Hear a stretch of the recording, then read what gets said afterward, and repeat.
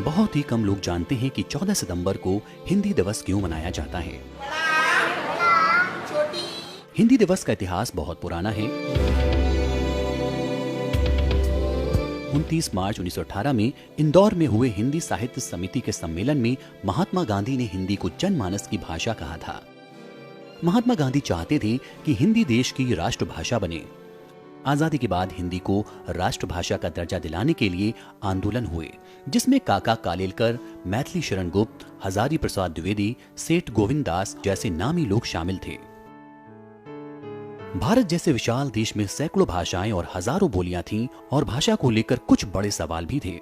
6 दिसंबर साल 1946 को आजाद भारत का संविधान तैयार करने के लिए संविधान सभा का गठन हुआ। संविधान सभा के अंतरिम अध्यक्ष सच्चिदानंद सिन्हा बनाए गए और बाद में डॉक्टर राजेंद्र प्रसाद को इसका अध्यक्ष चुना गया। डॉक्टर भीमराव अंबेडकर संविधान सभा की ड्राफ्टिंग कमेटी के चेयरमैन थे। संविधान में विभिन्न नियम कानूनों के अलावा नए राष्ट्र की आधिकारिक भाषा का मुद्दा अहम था।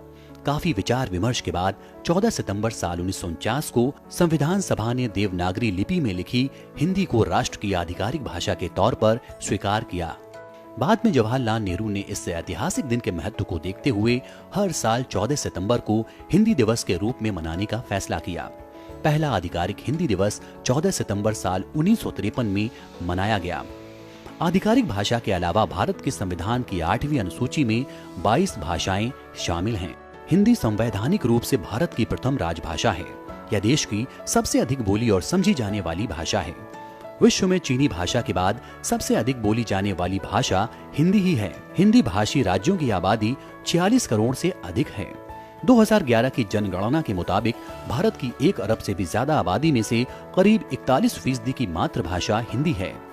देश के करीब 75% लोग हिंदी बोल सकते हैं। पूरी दुनिया में 80 करोड़ से ज्यादा लोग हिंदी बोलना और समझना जानते हैं।